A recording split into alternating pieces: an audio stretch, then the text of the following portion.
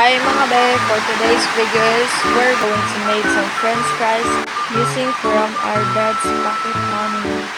Kaya ano po bang inaantay? Let's GGG na! So ayan, naglalakad na nga tayo tungo sa tindahan kung saan nakatira yung cheese.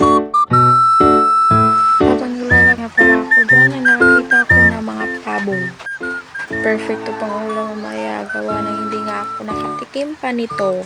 Pero sayang kasi tumakbo naman kasi sila. Ayan, sinabihan pa talaga ng luka-luka. Ayan, malapit nga to sa ating tindahan at na malapit na din tayo makabili.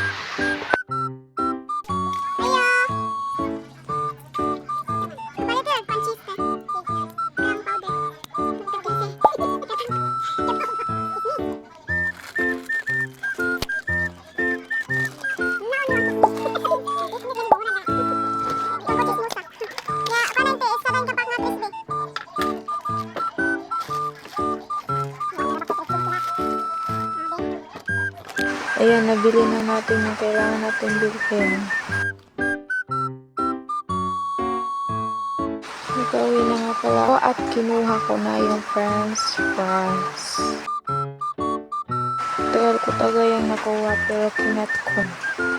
Kasi na freezer.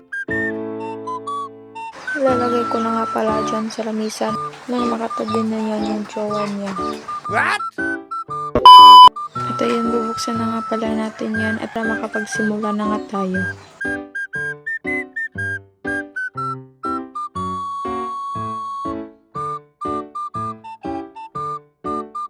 At ang pagbukas ko nga dyan ay marami nga palang nakadikit dyan.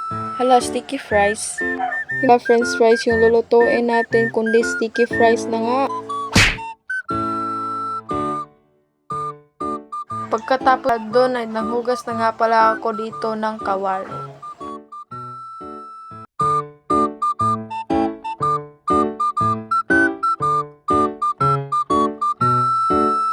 Pagkatapos ko nga palang hugas sa kawali ay nilagay ko na nga pala dyan sa gasol.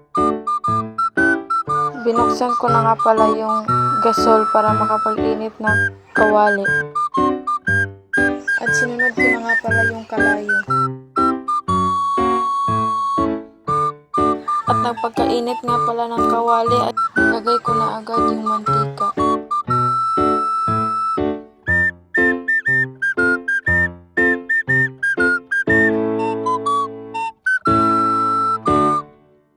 Painitin muna. Habang inaantay natin mainit yung mantika ay ipaghiwalay-walay din yung french fries para hindi na siya sticky fries. Naglagay na nga pala namin dito yung first batch na fries.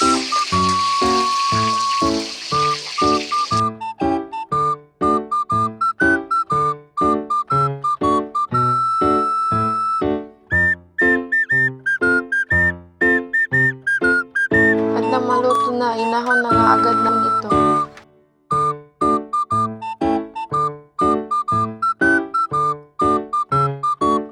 Tinanggal pa talaga namin yung natirang mantika dyan.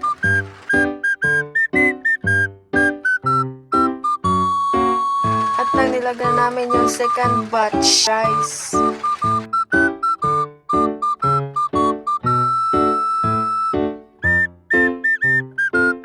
Dinagdagan na nga pala namin yung fries kasi konti lang naman yung naman pagkaluto.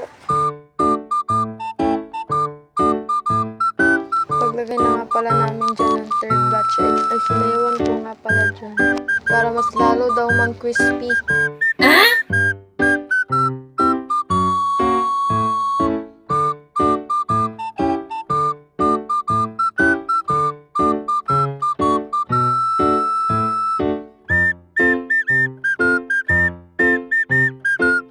Inantay ko na nga pala yung last batch at sinayawan ko na nga pala yan ulit.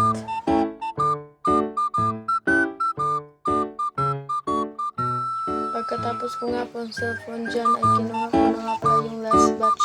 Kain na nga kami. At syempre kapag may fries dapat may movie.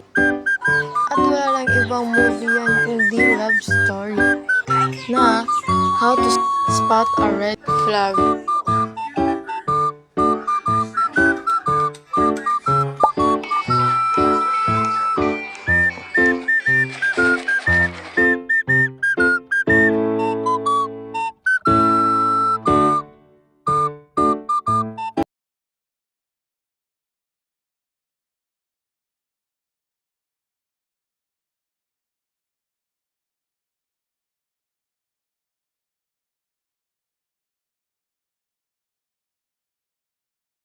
So, yun lang. Bye-bye!